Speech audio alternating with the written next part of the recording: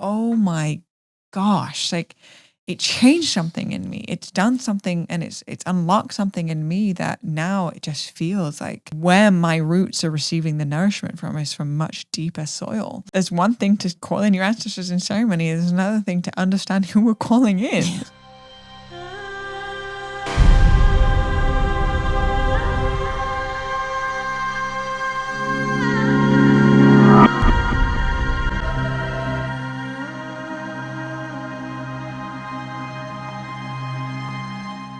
Hello, you beautiful humans, and welcome back to another episode of Deja Blu. And today it is story time.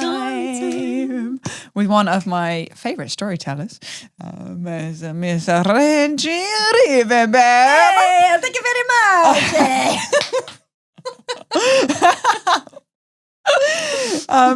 If you don't know who Reggie Riverbear is, then we need to do a self-assessment and really check in with your devotion to Deja Blu podcast, because she's all over it these days.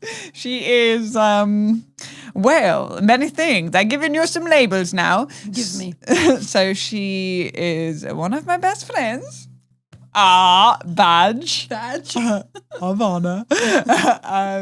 She's also my business partner. She's the co-founder of Fluorescence. Well, that's the same as a business partner. And also part-time stand-up comedian. Also the most neon, brilliant, bright, and flowery individual that I know. And in fact, I actually designed this set with Reggie in mind. What sort of set would support Reggie to really fully come out into her fullest essence? And it's definitely under a cherry blossom tree in the hands of the goddess, or in the hands of God with a, I mean, is it magic or is it just a reishi? Is any mushroom not magic? Oh, took it to the next level. Yeah. Well, then you win. That's true. All mushrooms are magic.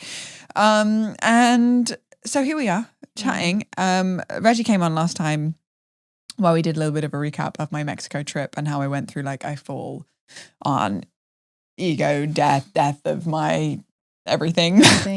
And to be reborn anew into a whole new way of surrendering. And something that I read in Jinki 38 recently, which was all about the Jinki of honor with the shadow of struggle. And it's talking about actually how obstacles in our life are presented to us because they are here to test our surrender and our commitment.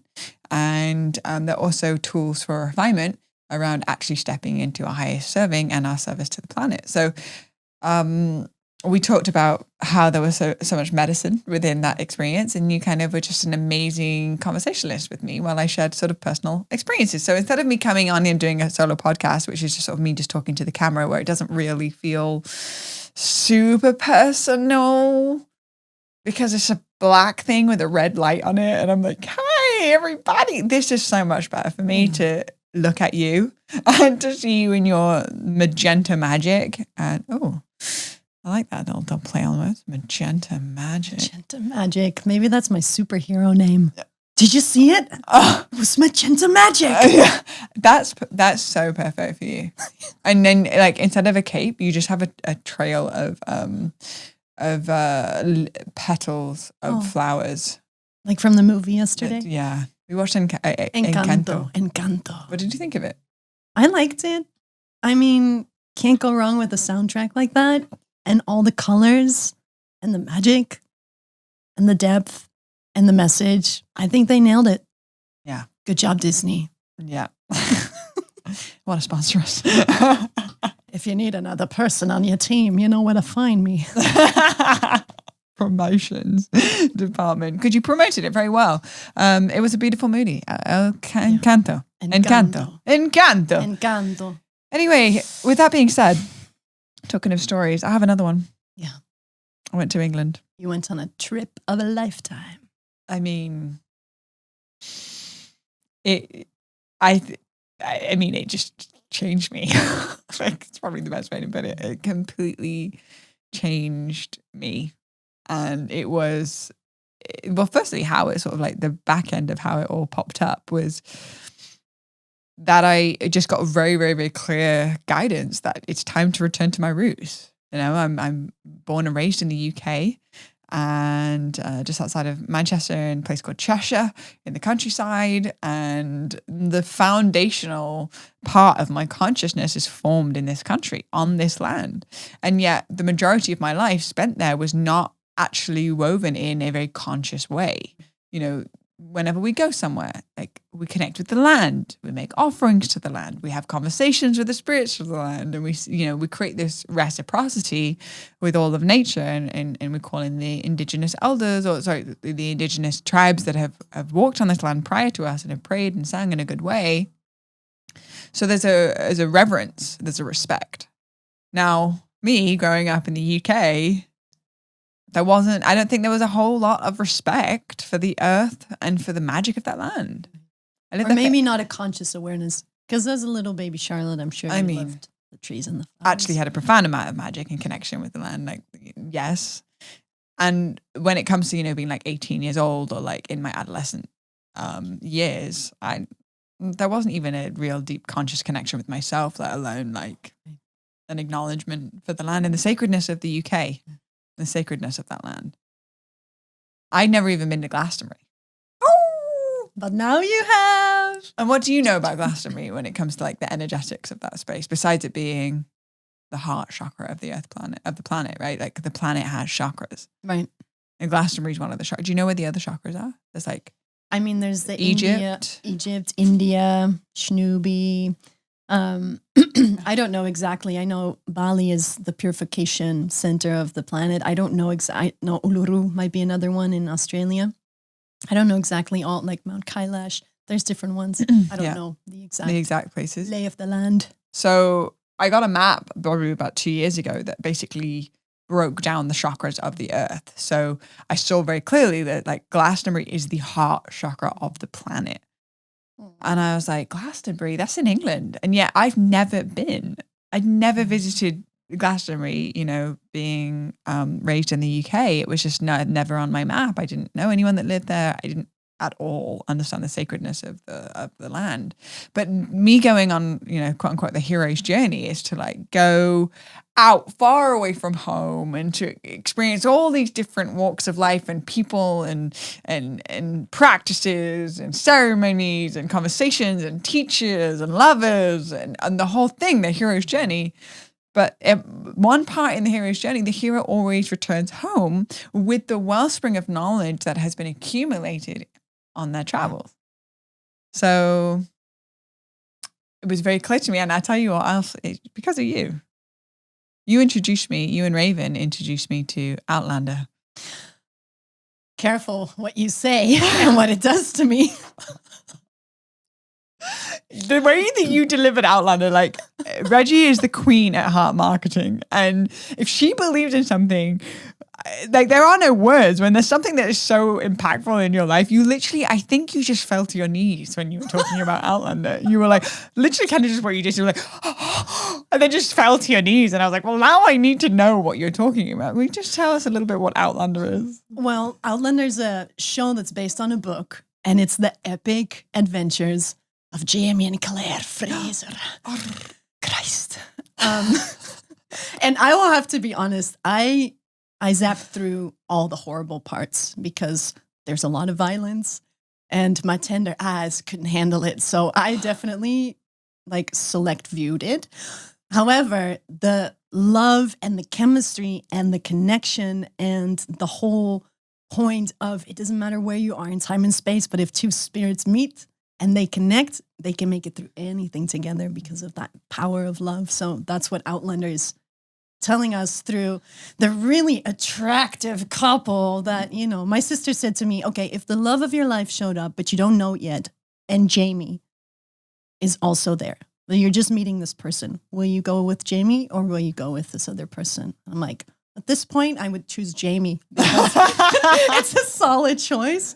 And I know I'm going to head to greatness. So yeah, am I committed? I don't know. I don't know. I don't know right now. So you introduced me to this show and delivered and it in a way. And it's in the UK. That I guess that would be the point of why we're talking about Outlander. I've talked so inappropriately about Outlander, so many people that really don't give a shit. And I'm like, you haven't seen Outlander. Oh my God, Jamie and Claire. And then I talk about the and story of them Claire. and they're like, right. It's like trying to like share with someone about a dream and they're like, So you should have been "Great." there. Yeah. Totally. That's a great dream. I'm going to pretend like I'm interested in what you dreamt about last night. I just feel like they embodied these epic archetypes. Like, who It was doesn't the want to be archetype. Claire? Like, who doesn't want to be Claire? Like, either you want to be her, you want to marry her. Like, she's just the ultimate woman, badass, skilled, loving, caring, Yes. badass. Can I say that again? Yes. And then there's Jamie, was like His integrity is his unbreakable. integrity and his love and his devotion, and he's courageous and he's really sexy and And that's what's for me magnetizing and in men. It's like high integrity, super integrity. like courageous and devoted. Yeah. Anyway, before this whole podcast turns into these Outlander. fictional characters of Jamie and Claire, let me explain why I even brought it up. So you introduced me to this show. I started watching it and I went out to Costa Rica. I almost don't even remember my journey there and back. I just remember being in Costa Rica because the whole time I was watching Jamie and Claire on Outlander. I'm literally like on the plane and then in the car on the way to the place. So like I'm just like watching my screen the whole time. Anywho, this is based in Scotland for the most part and in the UK. And it really sparked the magic for me of what that land really holds and the history of that land. And it is based off historical facts. So it is obviously a dramatized version. However, I think those times are pretty dramatic anyway, just in general by the nature of it. And it did something in me that was like, you need to go and reconnect to your roots. You have spent 5 years away. You've gone on all these journeys, picked up all of these things and these tools and this awareness. It's time to go home and reconnect to your roots. Now, that, is kind of confronting in a sense because I haven't been back for so long. Also, the connection with my parents is not fully like locked in. Previous conversations around tattoo and their one wish, one request was please don't get a tattoo. That's the only thing. We'll give you everything, right? Please do not get a tattoo. And of course I got a tattoo, right? So like this is a very confronting conversation and feels very disrespectful. And I can understand that. Mm-hmm. And so this has created like a rift and a disconnect. And so for me to return to England was not only, going and reconnecting to my family for the first time in a long time and seeing them in person, but also meeting up with, I guess, my mentor or like my friend, mm-hmm. simultaneously one of the greatest inspirations of wizardry in physical form, Richard Rudd. The one and only. The founder of the Richard Jinkies. Rudd. So this is like a big deal. This is a big deal trip for me. And also on top of that, I coordinated meeting up with our dear sister, Amanda, who we met online in a women's circle and we traveled through the ethers online. Sounds so weird when we say we met online in on the age Bumble. of dating apps. Right. Like we met online. In a women's circle. In a women's It's like circle. fluorescence. Yes. Fun fact, Reggie and I met in an Online. online women's circle and now we run online women's circle. 6 Because years it later. works. Look what it was built. No, it's incredible. So Amanda was facilitating with her sister Violet a women's retreat, which is basically called Keepers of the Womb, and it's reconnecting to the wisdom of your womb, but also it was a reconnection for me for the ancestry of the land and the ceremony of the UK. And returning home and knowing that I was going to go into retreat and reconnect to my ancestors on the land, I was going to go to the heart chakra of the planet and go and meet with like one of the biggest inspirations that has birthed the body of text into this dimension that has radically changed the course of myself and my awareness and my wisdom in which I share with others. And I was going to go and reconnect with my parents who I haven't seen for 3 years. Like, can you imagine the monstrous nature of this trip? And monstrous, I mean, but like how big it is, Right. not how like scary, but Right. like it's a big deal. It was like Huge. It was like a triple big deal. it was a triple big Parents, going home, Richard Rudd, deal. The whole reconnection. thing. So anyway, it just so happened to have been the most magical, transformational, exquisite, effortless, blissful 2 weeks that I've had in, I can't even remember how long. And the importance of me reconnecting to my ancestry and how to reconnect to the ceremony of that land, to reconnect to the sacredness of that land. And so basically, I mean, there's so many small details. I'm not going to go into every part of the trip, but I'll like share the big chunks, which was the arriving home, going into this women's retreat. Okay, this was really special for me. So the retreat wasn't filled up yet because we got there like super early, and I asked Amanda, and she was like, actually, you know, if it's just you and Alice, who is a sister of mine that I went to school with, who I was with for a good amount of the trip, one of my dear sisters, and right now we don't have it filled. And so the power of Instagram and the power of an online community and the power of this podcast is pretty phenomenal, because I promoted it and I said, if you ever want to come to this retreat, I'm going to be there. Let's go. By the end of the day, the retreat was not only full, but they actually had to find a new venue to cater the amount of women that signed up for the retreat within like, you know, a few hours. Thank you, Instagram, and the platform that has been created. And so then when I got to the retreat, it felt like a reunion of some sort, you know, like we create these podcasts, like talk about certain things, all the stuff, right? But then eventually when the podcast is done, I go off and, you know, do my thing, and just like it comes out a couple of weeks later and it goes out to the world, but I don't physically touch and hug. Right. The bluebirds. The bluebirds. The beauty, love, and unity birds. They're not my birds. They're the beauty, love, and unity birds. They're always just spreading beauty, love, and unity around the planet. Yeah. Anywho, when I was in the circle, there was an opportunity. By the way, this was facilitated exquisitely. If you are in the UK and you are looking for sit-in ceremony, we're going to put in the show notes Amanda and Violet's information, their Instagram, everything that you're going to need to know, because the land in the UK is sacred as because it's sacred. We don't actually say that word. We just sing. And these women are guiding people in the UK to really reconnect to the sacredness of this land. And we're sitting in the circle, and there's an opportunity to share some music. And I pull out my guitar, and of course, Sirenita de los ríos, danza con el viento. Now I get to the chorus. Open my heart, find my way back home. All of a sudden, everybody in the circle knows the lyrics.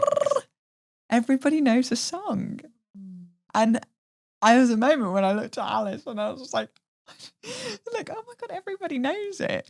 Because everybody, a lot of the sisters had come through my platform, and my platform has been accumulated and curated and nourished and grown because of the podcast. And what is the intro song to the podcast? Open my heart, find my way back home. So I'm in England, opening my heart, singing this song, finding my way back home, quite literally, singing with all these sisters that I've never met before, but know me and this journey, and having this like realization moment of like, it's spreading, like it's getting out there, like this tiny little podcast that literally was just more like an audio diary of this kind of girl finding out her way in the world, to like sitting with sisters that are reconnecting to the sacredness of their womb, and they are in this space sharing communion together and singing and praying in a good way because of the glue of the byproduct of the body of work that I put out into the world. I was so humbled and so emotional and just so so happy. And then right when I finished the song, someone pointed and was like, look at the sign on the door behind you. And right behind me, I could have sat in any of the 22 seats. The door behind me just has a plaque on it, just says home on the door. And it's like, and then like the end part of the song is like, walk through the shadows because I'm already home. And then I end it on that. And then it's like home on this door that's sat right behind me. So I just felt like so divinely guided and so supported and so right where I needed to be in that moment. And that was sort of how I kickstarted my UK trip. It's a good way to kick it off. Full recharge. Homecoming. And, you know, like the way that they facilitated the ceremony was just so exquisite to witness. Also, my sister Amanda, who I haven't seen in so many years, at the growth that's happened from her working in retail to her facilitating women's circles and ushering women into the sacred practices of the land of the UK with her sister Violet. And like the way that they weave is similar to the way that we weave, and just witnessing her in that frame and being able to meet her and the quantum growth that has happened in her life because like since the last time I saw her, and knowing that those seeds were planted in the women's circle and the work that we've done together gave me so much hope for like the containers that we're cultivating and supporting women to step into their power, and B, like the work is being done, and once a seed is planted, it just germinates, and before you know it, you know, years pass by, but it feels like nothing, and then all of a sudden seeing this sister in her power and showing up the way that she did was just really humbling, and just like so much inspiration was poured in from that. So the next day we packed up the car and we drove all the way to Glastonbury, and we passed Stonehenge. Ow. I was like in the car and it was like a misty day, and I'm like looking outside the window, the Stonehenge. Isn't it crazy because you're on the highway and then you're passing this like mystical, ancient, and magical. It was foggy and rainy and dreary, and I was like out the window like, totally. I love that you've been there. So much. I went through my birthday. Oh, I'm like, okay, this year for my birthday, I want to go to Glastonbury with my mom. So it was so nice that I've been there. It was so good because I had everywhere you went, I have the visual and the like cellular memory of how it felt to be there. So it felt even like closer to travel with you in that way. Yeah, it was, because you get it, right? Like you get the land. I remember, I think I told you, the last place that we visited was the tour, because we've been on a whole magical journey. And I remember thinking when we were driving there, like, wow, it's been so built up in my head because I've, you know, read The Mists of Avalon millions of times, and it's been so, I wonder if it's too built up and it's actually like, not going to be that magical. And I came around the corner and I saw it like, up here, and I literally went, I was so fucking happy to be there, and I felt the magic so deep in my bones. So it just goes to show, like, you can't build it up enough, because the physical experience of being in that field, that majesty, that magic, that ancientness. Shivers again. It's so profound. Yeah, so I was really happy to have that. And then knowing and then following you along on your journey, and you're writing me, I'm at the tour. I'm like, oh, no.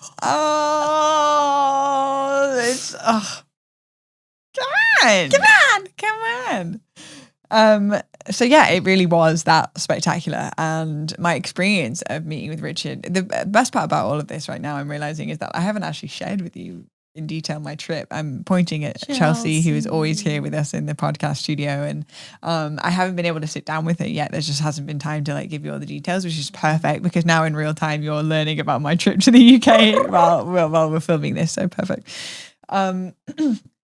And Richard, a couple of weeks before I went to the UK, you know, he's a really dear friend. He's become a really dear, like, soul family to me, and such an incredible mentor and guide and support, you know. And I had my TEDx talk, we jumped on a call, and he guided me through, you know, the breakdown of how I was going to structure it and how I was going to mention the gene keys and at what extent. And, you know, he's been such a light in my life and such a support. And if you've been listening to the podcast, you'll know in season 1 that we actively manifested him to come on the podcast, let alone me going into meeting up with him in person in Glastonbury. Like, who would have thought from the moment that I was saying, hey, close your eyes, hold the vision that he's going to be on the podcast, and feel the excitement in your heart and the joy that this is going to happen. I totally remember that moment, like listening to the podcast and you like walking us through the like manifestation, and I closed my eyes and I felt Richard rub with you, and I felt how many people were doing the same thing. I'm like, it's going to happen so soon, and it did,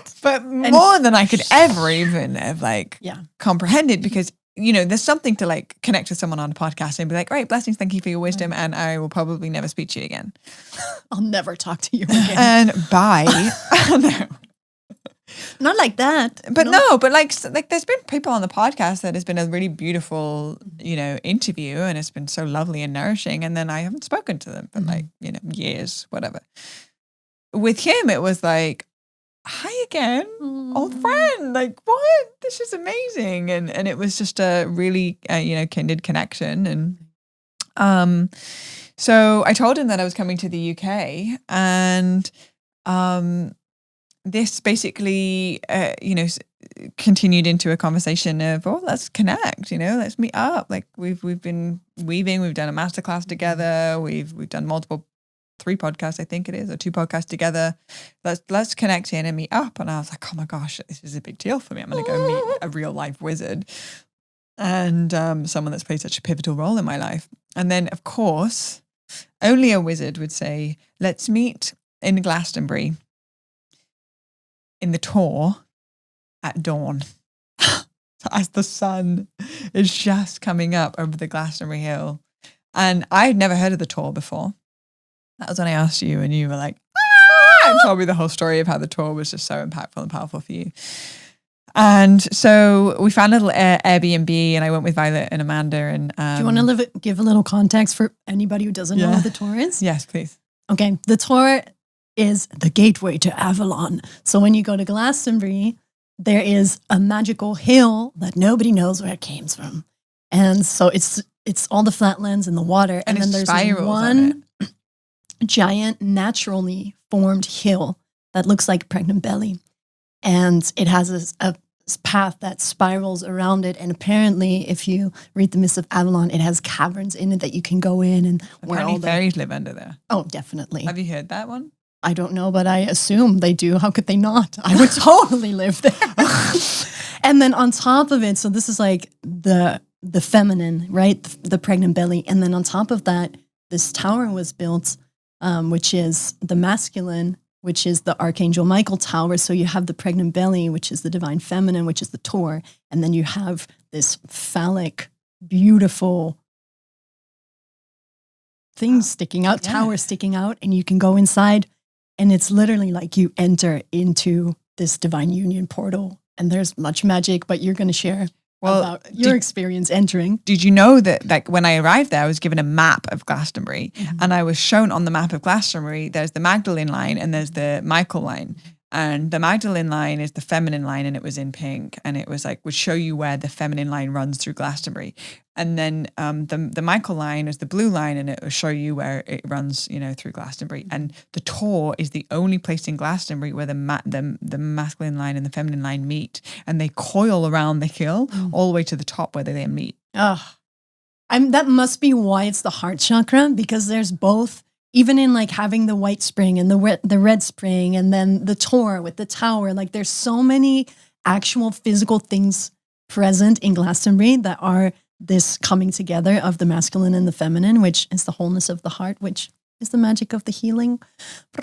So much. So when I saw that map, I was like, of course, in the heart chakra of the planet, where the masculine and the feminine lines meet, with the pregnant belly and the tower, and I'm going to meet in there at dawn the day before the winter solstice. So it's like on the energy of the winter solstice, while it was 21/12/2021 was the date. Come on, sweetheart. I know. You can't make this shit up, can you? I mean, come on. Like, where else on the planet Earth would I meet up with a real life wizard than in the Glastonbury Tour on this date in the winter solstice? When the sun rises, it's profoundly beautiful, mystical, poetic, magical, and the only way it could have happened. So I couldn't sleep that night, lo and behold. I was up about 2:00 in the morning. It was just also a spout of jet lag and whatnot was going on. But I got up at 2:00 in the morning, and the tiny little Airbnb that we're staying in was called Daisy's Cottage. And it was so cute. And she had it was called the Sanctuary Room. And it had an altar with all of these angels and crystals and singing bowls and instruments. And it was amazing. So at 2:00 in the morning, I just went in there and just started my practice. And it was just like saying my prayers and setting some intentions and making offerings. And the energy of Glastonbury is profound. There's something very, very, very, very magical in the air. You can see it in the people. It's very, very, very sacred. And so I was doing my practice and I was like dancing. I had a like ecstatic dance party on my own, like dancing it downstairs with my headphones on. And then eventually it got time to like, go and trek to the tour. So I decided to walk, and it was like a 30-minute walk. And it's dark, the sun hasn't risen yet. And I got my coat on, I got my scarf on, and I'm England winter. Oh, it's England winter. It's cold. It's cold, down south. And I'm walking over to the tour, and I've got my GPS on my phone, and it's like navigating me the way there. And it was really bitterly cold, but just my joy and my celebration and I kept thinking in my head, like, what is my life right now? Like it's the sun hasn't risen. I'm on my way to go meet this wizard and this like very sacred site on my own, like, what is my life? This is so profound. And I remember like getting up to the space, and you go through they're called kissing gates. Mm-hmm. So you go through, and they have a tradition actually, Amanda and Violet, like you have to kiss whoever is the person that went, not on the lips, sweetheart, calm down. I got excited. So, yeah. Take me to the gates. like on the side, like, so every time we went back to the tour and we went through the kissing gates, and you kiss on the way, going up. Anyway, so I go through the kissing gates on my own. So obviously, kiss anyone. Kiss myself. Ow! Ow! Don't mind if I do. And then I was walking up, and that was when all the street lights disappeared. So it's just like dark, black. And I can see in the distance this tower, but it's far away.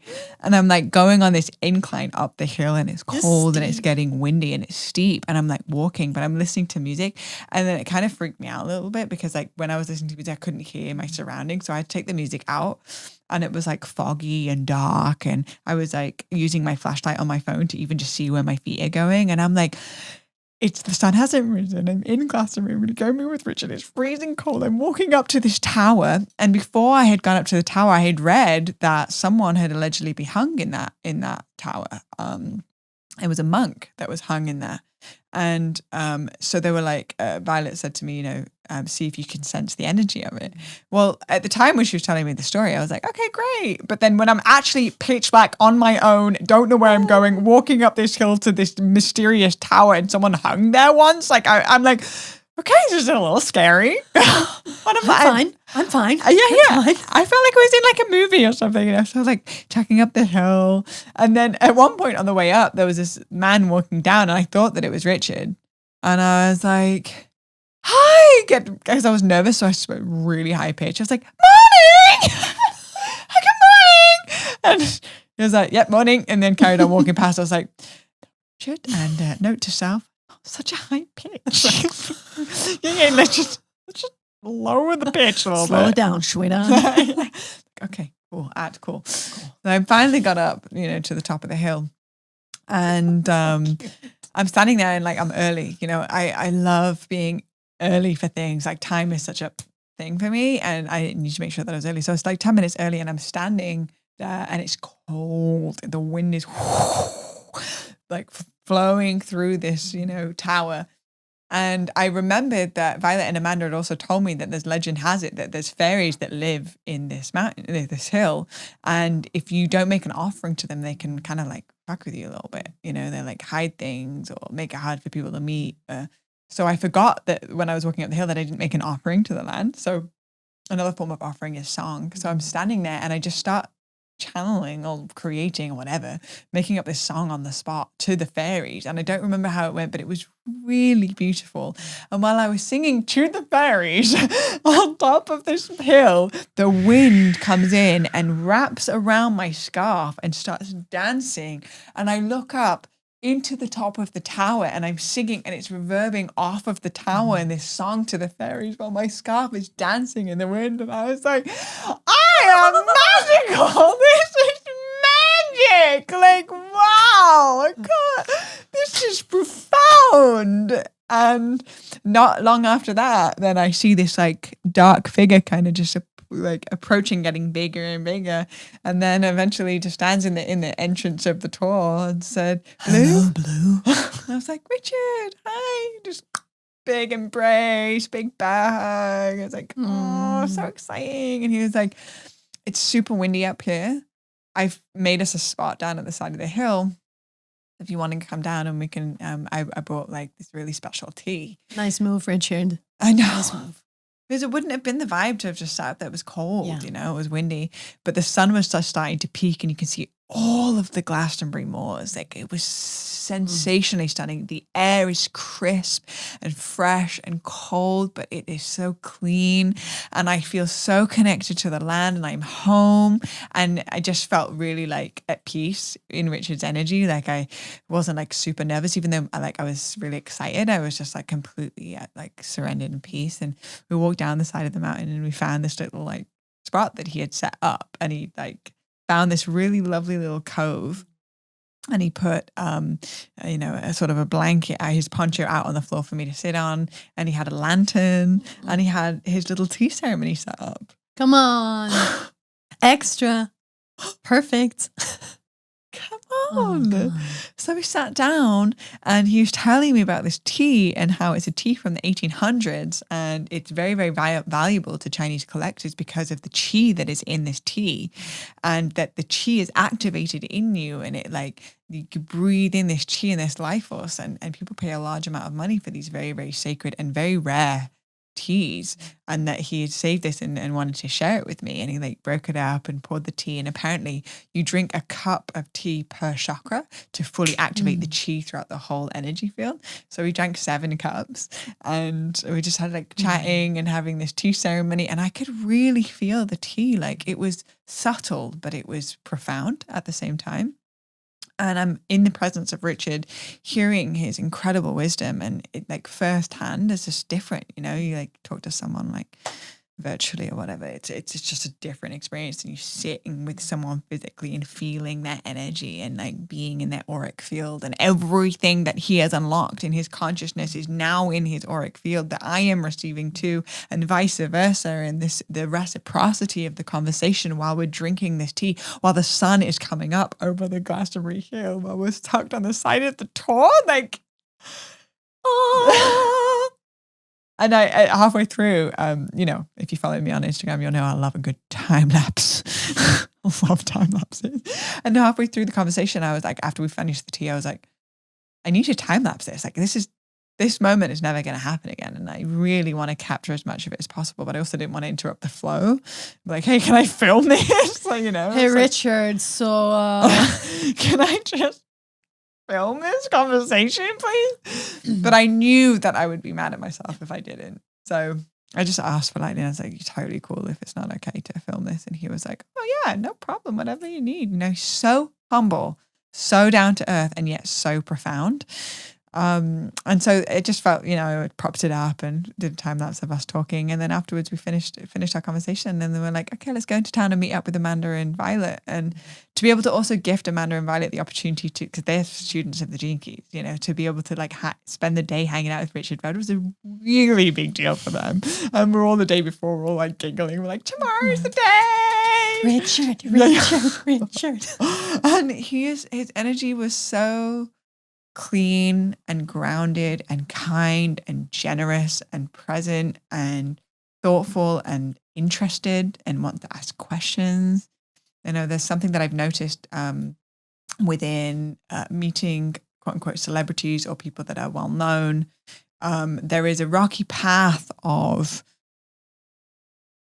becoming, there's like the interested person and the interesting people. And when one becomes like publicly known or has notoriety, they become interesting people. And then I notice that they just talk about themselves all the time. It's like there's no like reciprocity in the conversation. It's just like, this is my story and I ain't gonna ask any questions, which dulls down the magnetism of the individual.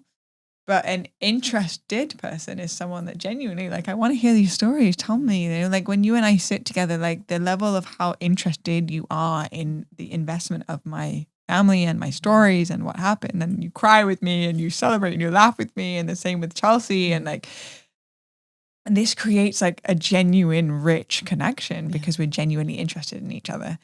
And I found him to be somebody that has created such a profound body of work, and simultaneously he is still so interested in life, so interested in other people, so interested to find out about their stories. And he was asking Violet and Amanda questions and me. And so we were all, at the cafe, and we're pulling cards and we're like chatting about what the cards mean to us. And each person went and we got to share. And so every small moment where it was like, we could have just been getting breakfast, or we had like a card reading and we're like chatting and sharing. And then we went to the Chalice Well.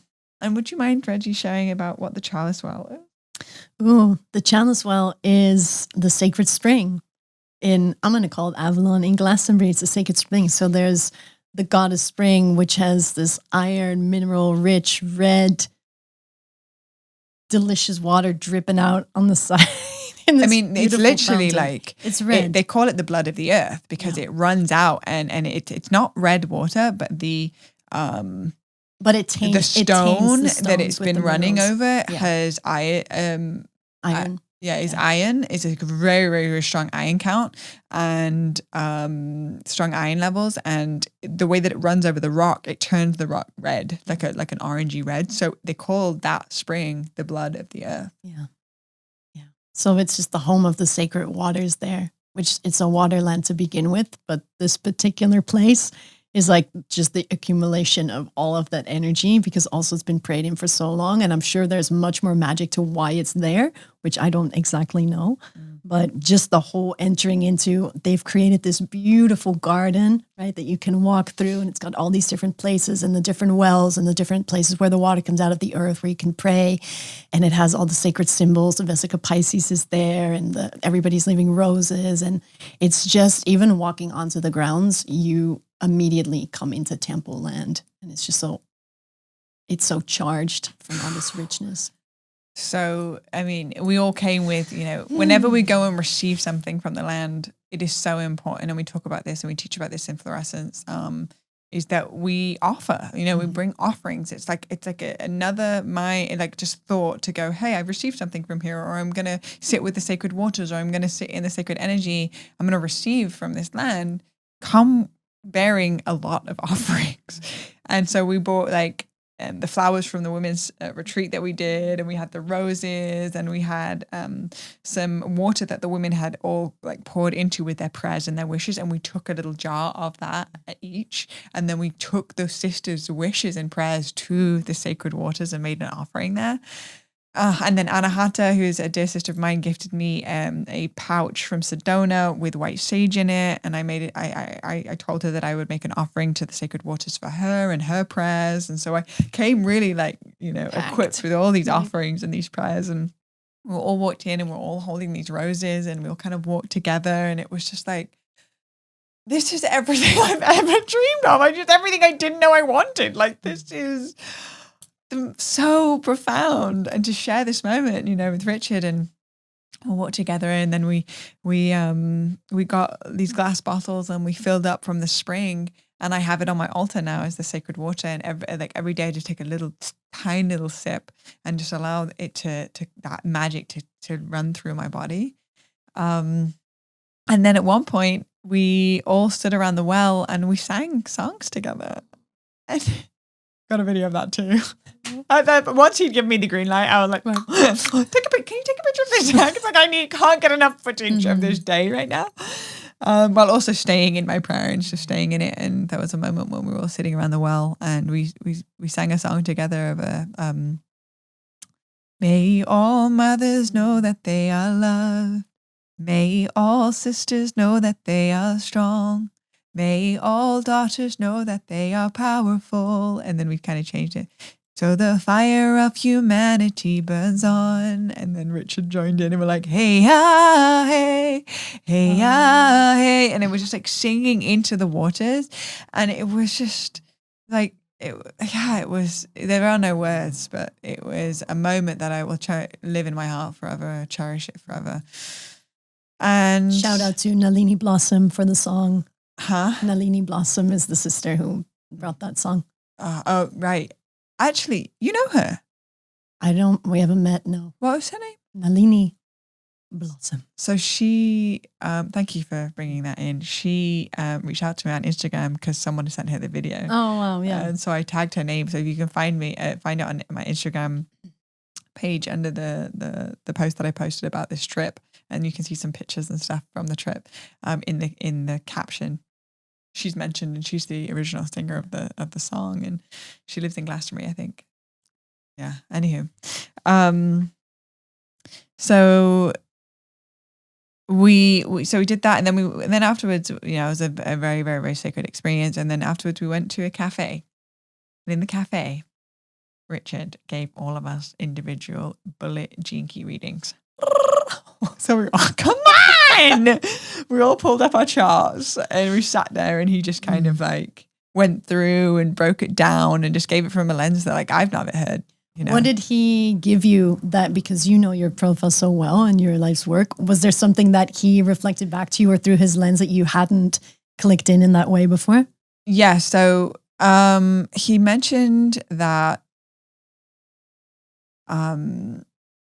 that the way that I am supposed to make money is an anomaly of like how it's usually done. And it comes in a very sort of, it's actually, like he mentioned how the queen's face, the queen doesn't really necessarily touch money, but her face is on it. So she's like weaving it, but it doesn't necessarily mean that I need to receive large amounts of money. It's about the funneling of where that goes to support the whole, and maybe my energy is touching it, but it's not necessarily an accumulation. And it's in the motion of like a forward moving. This is just basically how I perceived it, but like for the collective and for the whole to move in a direction of unity consciousness that is so far beyond the division that money can create. Mm-hmm. So it's creating a new paradigm in a new way, but it's very hard to put your finger on it. For like this example, a line 5 is here to create large amounts of wealth. A line 6 is actually about the redistribution of it without needing to really touch it. And I just, really, really resonated with that. And he mentioned a few other pieces off the top of my head. I love that because I feel the way that you work with your magic and with your platform and with everything that can come through you is almost like you're a filter. Like all the energy that comes in, like how Gemma talks about, I am the crystal, be the crystal. You have that same energy, whereas like all of this attention and energy comes your way, and the way that you redistribute it to like funnel it to me and everybody that you bring on your podcast, and just how you literally just amplify it through your presence, but you also clean the energy of it. So when you do that with money, when all this money comes your way, and money, like water, has so much energy attached to it, right? Mm-hmm. So when it comes through you and you get to clean that energy and then redistribute it in a way that is positively charged, then you are literally physically changing reality just through that motion, because you're putting your prayer and your frequency into it, and then that's going to build the new earth. Come on. Well, when you put it like that. Not too shabby, Blue. It's one of my favorite things ever, is to put money in the hands of people that I care about and that I love and that I genuinely believe in, that they're going to do and create and amplify more beauty with it. That I just really do see money like just numbers now. It's almost, I think there's a level of privilege in saying that it's sort of like monopoly money almost, but in the sense of seeing without the attachment and without the grasping, it's more so just, hey, this isn't mine and never has been, never will be. And it's my discernment of where that wants to go to create more fruit so that many more can experience the fruit. I'm going to just slide in there that it's not privilege, babe. It's having done the work. It's like I've seen you on your journey with money. I've been on my journey with money. Mm-hmm. There's a starting point that is very far removed from where we are now. And it is because we've actively had a conversation with the energy of money and deprogramming all of it. So it's a privilege, as in, wow, we've had the privilege to even have the consciousness to do that journey. But the way that you're with money now and the way that we were with money 7 years ago is a very different relationship. And it's through the work that you've done. Yeah. So everything that's here now, all the magic, all the beauty, all the way that you're able to create is, as you know, a product of what you've done. So it doesn't matter if you come from money, if you don't come from money, if you have money, if you don't have money. The program is the program, the prayer is the prayer. And that's what we're experiencing, that's what we're living, and that's what you're doing. So when all this money comes your way, it goes through all the work that you've done into this complete neutral understanding of, this is energy, thank you very much. It's numbers in my bank account or it's not. But it comes into your field, becomes beauty, and goes out into people that you love, people that you see are making beauty. And it's truly a product of your devotion.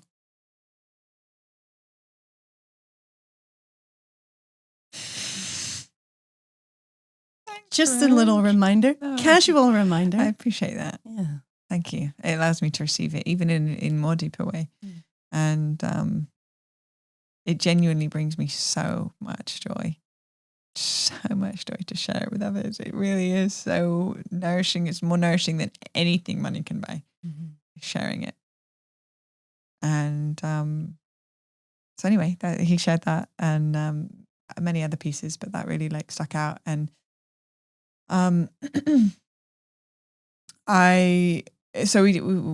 we had this, time, and then anyway, it ended up getting, to sunset, and we ended up saying goodbye, and like we spent from sunrise to sunset together, big bear hugs, a full big family hug. We all together joined a big group hug. It couldn't have been more exquisite and more sacred and special and like a homecoming. And Rich and I have been in conversation around future collaborations and having a consistent him showing up consistently on the podcast, and having more of a deeper collaboration with the Gene Keys team in general. And there's many, many really cool things that are brewing right now. So I'm really excited because for me, it is like we go as a family, like there are people that listen to this podcast that have been listening since episode 1 and are like here, like as family members that I haven't even met yet, but like I feel so deeply and so richly. And when I see these collaborations, I see it like from a we perspective. I'm like, okay, we get to do this collaboration with the Gene Keys. This includes you, this includes you, this includes everybody that's listening to the podcast that has looked into their Gene Keys and feels a resonance. Like this includes all of us. So it is so nourishing on that level. And so because Rich is going to be popping on more often, if you are listening to this and you're watching on YouTube, or you're listening to this, but you want to submit a question, then write in the comment section and share a question. Like if you have a question for Richard that you would like me to bring forward, please don't hesitate to write in the comment section and to engage in the comments. And we can continue this dialogue and create this intimacy between such a profound individual that cannot and does not have the bandwidth to connect with everybody individually, but be able to utilize this platform as a funnel to be able to create a level of relatability and to build content that really supports you in your individual lives, and bringing it from a man that has been able to access a certain channel of his consciousness that is allowed to bring this wisdom in and to be able to create a level of relatability. So that's like a little gift for the blue badge. So good. Wow. It just feels like just even that piece alone has pivoted the whole journey so much, because now like these two, like the Blueniverse, can we call it that for a moment? And the Gene Keys universe is like these two like massive forces coming together, creating endless amounts of wisdom and beauty and accessibility to this type of information. So cool. So cool. So, I mean, such a profound gift. Even if you don't know what the Gene Keys are, I'm going to tell you. This is so incredible about our time and about this platform and about the podcast and about you, is that we can literally open the door to these mystical teachings to thousands of people from the comfort of your own home. But really, it's like, wow, we're able to bring it to people's doorsteps. It's so amazing. Wow. Thank you. Oh, thank you. Thank you. And then you can imagine how this geared me up for Lickle-Doolies. Lily's like jumping up. You probably can't see it, but that's who Lickle-Doolies is. It's Lily. She has many names. And then this, you can imagine, geared me up for like the ultimate reunion with my family. And I went home 2 days early to go and set up the whole house with Christmas decorations, and I blasted Christmas music. I put the heating on in the house. I wore an elf Christmas hat, and I just went to town on the decorations. Like I spent hours. I have a ring called an Aura ring, and it tracks how many steps I did. I walked 5.7 miles that day in the house alone. Upstairs, downstairs, upstairs, downstairs. Decorations up here. Wrap them around this. Create the tree. Da, da, da. I turned this house into a winter wonderland Christmas lair of magic and true connections. And I even got to the point, my life's work in the Gene Keys is beauty, and like for me, just physical beauty of like objects and things, like placing them together and making beautiful things is one of my highest excitements. And so knowing that my parents were going to come home and we only had 4 days together, and I had the time to like make the house already fully decked out with the Christmas vibes. Before they arrived, I spent days on the house. I even like built the chocolates Ferrero Rochers. Little balls. # not vegan. They're not. And I built a pyramid of Ferrero Rochers, and I put a red ribbon, a red bow on the top. And it was like the final piece of this extravagant centerpiece that I had created in this beautiful Christmas tree, and the music playing, and I had incense burning and the lights on all perfectly. And the dog. And like my mum's dog was there, dropped off a couple of days early, and I even put a red bow in my dog's hair, and she did this cute little brown Pomeranian just sitting there next to the tree with this bow and all these like the smoke, and it was just magnificent.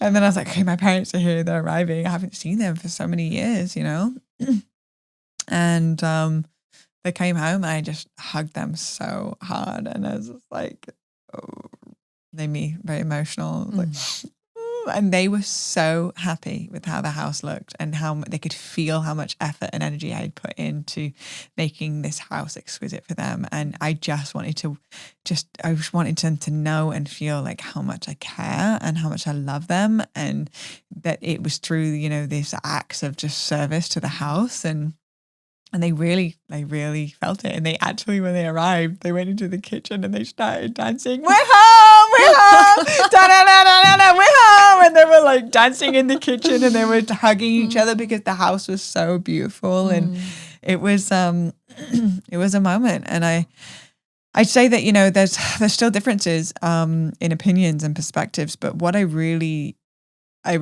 got from my time there was, one, time with our family is precious, and it's not to be taken for granted, because we never know how long our lifespan is going to be. We never know that this may be the last time that we see someone.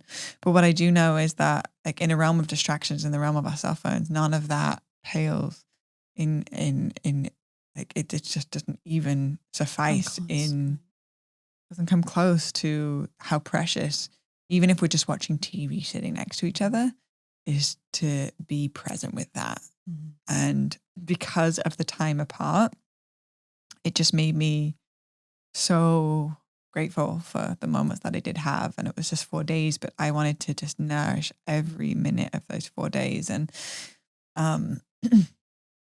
another piece is that family members just don't see life the same.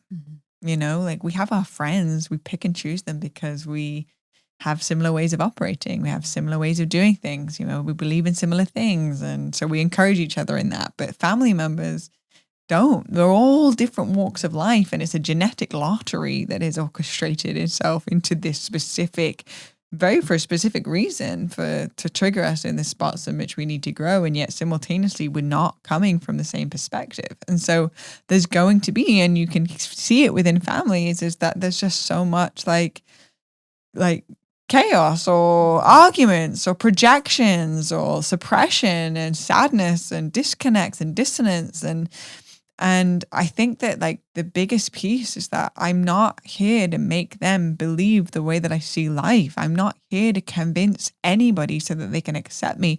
I am here to love and accept them just the way that they are. I'm not trying to change their opinion on their relationship with tattoos. I am just here to accept the way that they perceive life and the way that they choose to operate. And that is my responsibility, as opposed to seeing, well, you just need to meet me where I'm at. Like it's an invitation for me to actually listen deeper. And that was the theme of 2021 for me, was listening. Mm-hmm. And so this hero's journey, which was like, I've accumulated this like maturation and this wisdom to come home and go, hey, you've heard the phrase, like, if you think you're enlightened, go spend a week with your parents or go spend a week with your family. Let's see how self-aware you are now. Mm-hmm. But to sit in the presence of my parents and to have very deep, intense at times conversations, and to not take any of it personally and not need to defend and argue, but to actually genuinely listen so I could understand their perspective. Game changer. It creates harmony. Mm-hmm.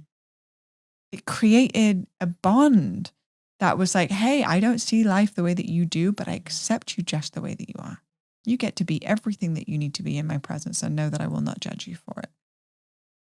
That allows deeper breathing. That allows real connection. And those moments where I was like snuggling with my mother and I'm like, this is everything I've prayed for. I've sat in front of my altar and I've looked at photos of my parents together, and I have said my Ho'oponopono prayers, like, I love you, I'm sorry, please forgive me, thank you. I love you, I'm sorry, please forgive me, thank you. 108 times every morning for God knows how long, to create this level of coming back together now and being able to hold each other and be like, life is precious and I love you.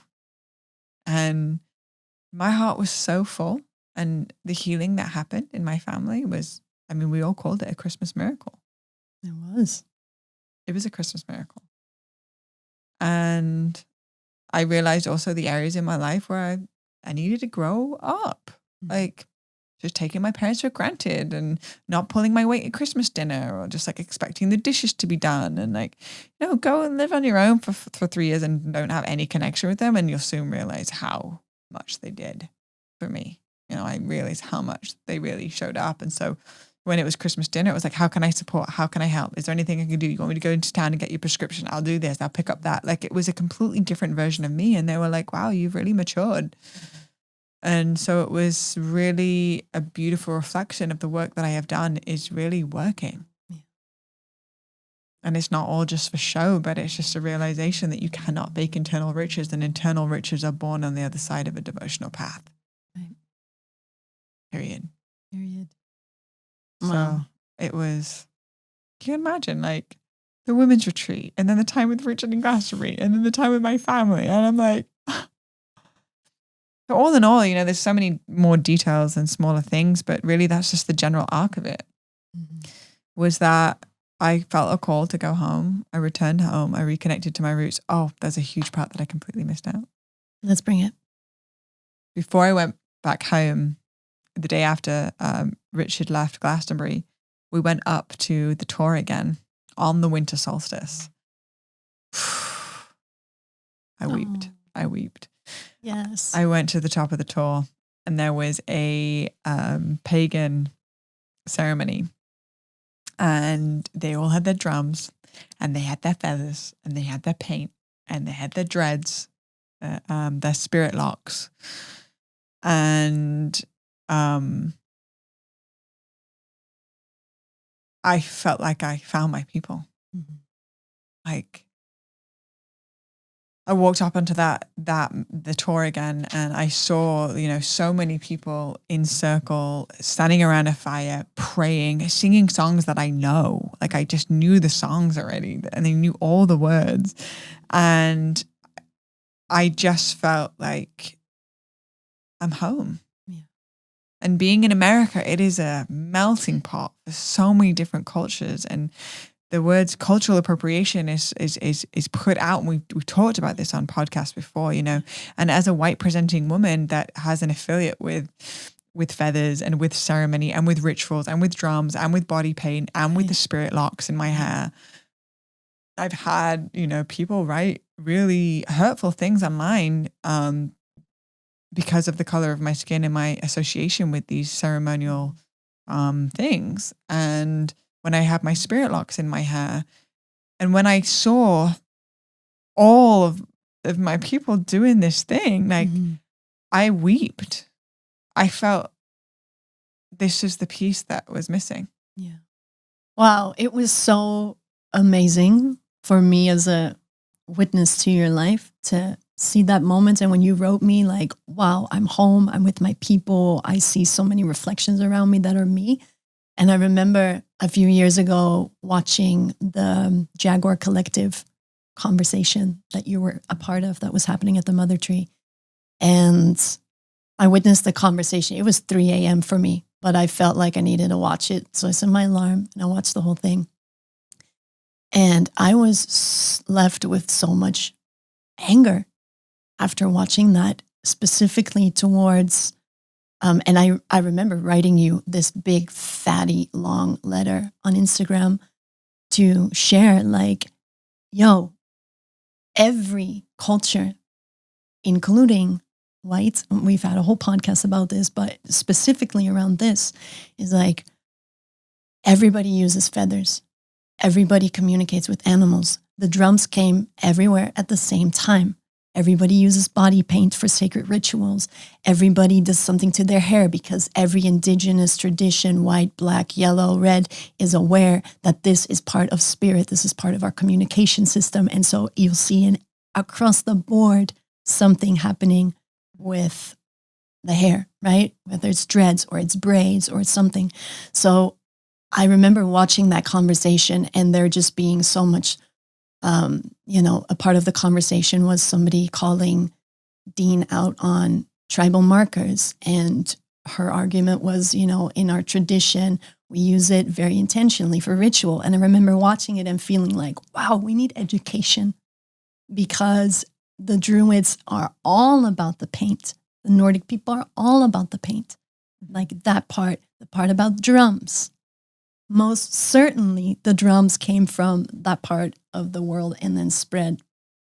Same with dreads, same with that. So anyways, I remember it made such an impact on me watching that circle of speech, and you were the last to speak. So you had already received everybody's reflection and I have to say the intention of the conversation was to talk about the hard stuff and talk about the uncomfortable things. So it was very intentional. However, it left me with a feeling of like, wow, it felt like an attack on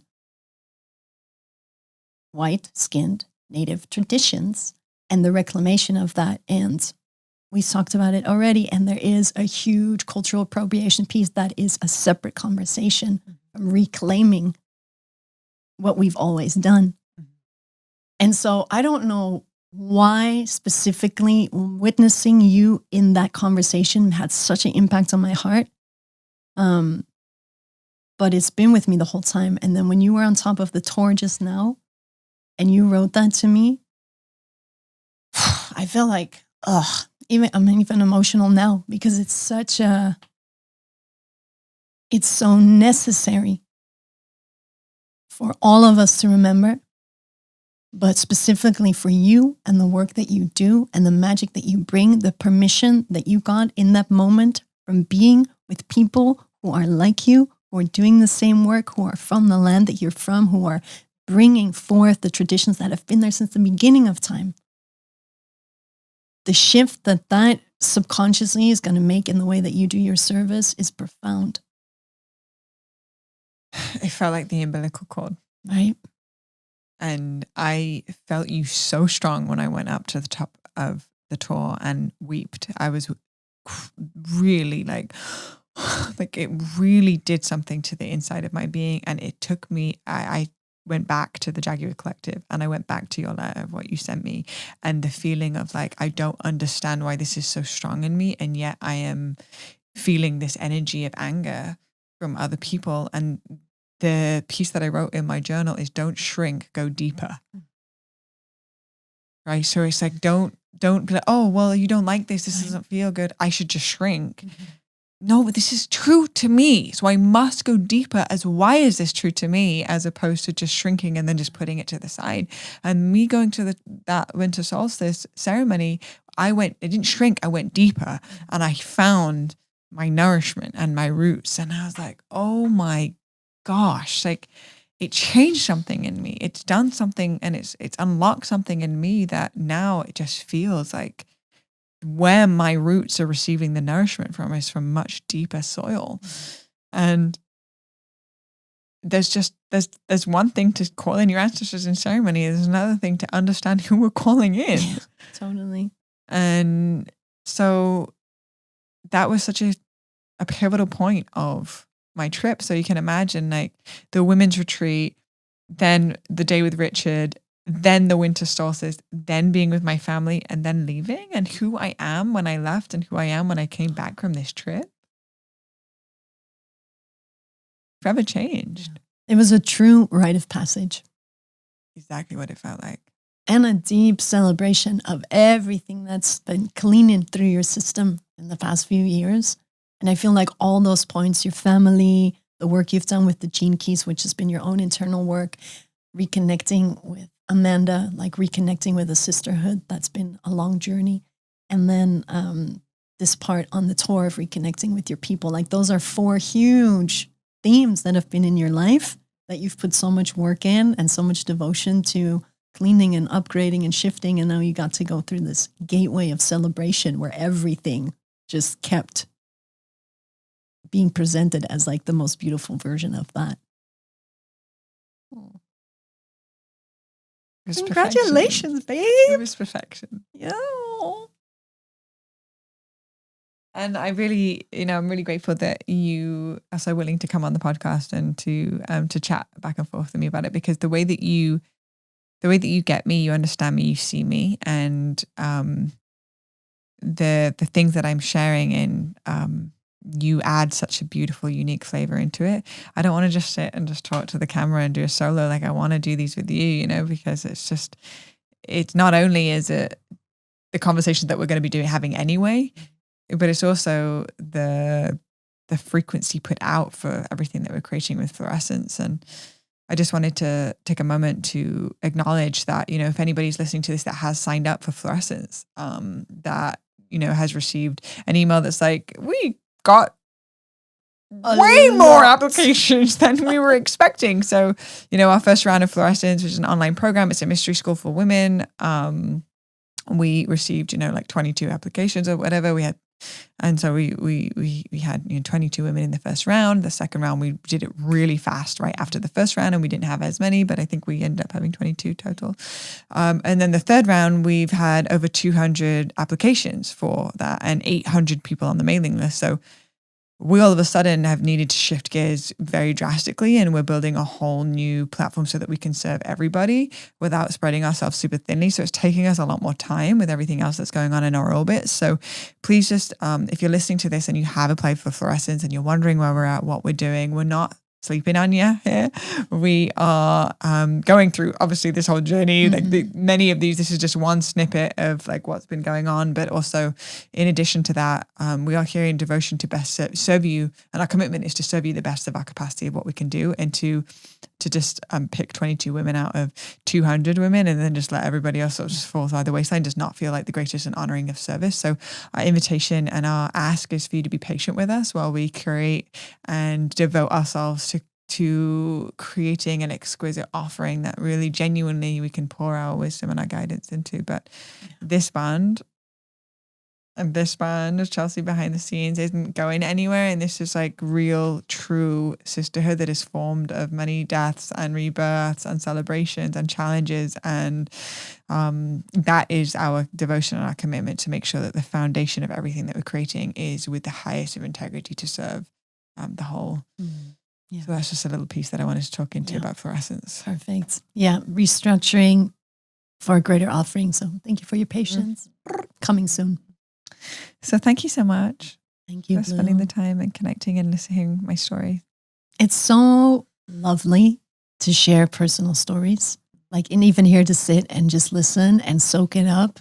There's so much recognition and just like preciousness and being able to have this level of intimacy, but share it, but it not losing like the juice and the depth and the nuggets. So I really love when you share, because we get so many amazing guests on here that get to share their wisdom, but to hear your journeys and just to illustrate how you get to be who you are and all the parts of your journey that lead you there. I know that's what the podcast was born out of, but I'm so happy that you've continued the devotion to also speaking in this part, because it's the juice and it just connects everything back to this radiant, beautiful being. So we love you. On behalf of all the bluebirds, we love you and we celebrate you and we give thanks for all your energy and all your time and your prayers and your beauty and your essence and your radiance.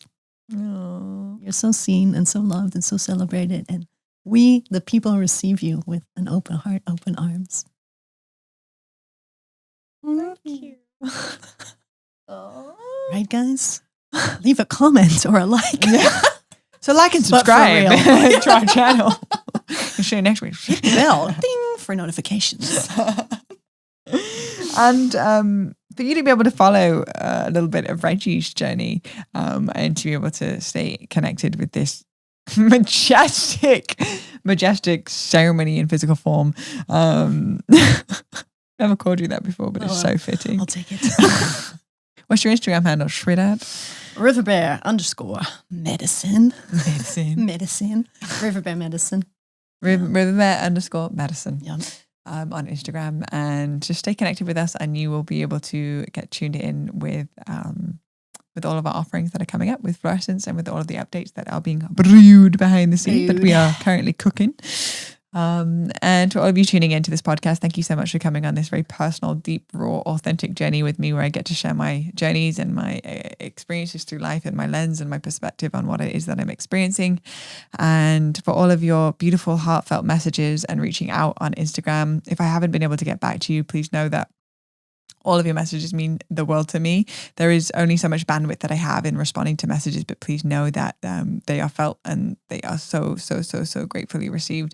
And I'm so grateful for you expressing and feeling like it's a safe place for you to express how you feel and how the podcast has impacted you. Even if you don't get a response, know that it is so welcome and so celebrated and so supported. So to all of you beautiful humans, thank you so much for tuning in to another episode of Deja Blu podcast, to all of the magical expansion that is to come, and yet also in complete gratitude of everything that is already here. We're so blessed, so blessed. Thank you, Reggie. Thank you, Chelsea. Thank you, Snoopy. Until next time, blessings.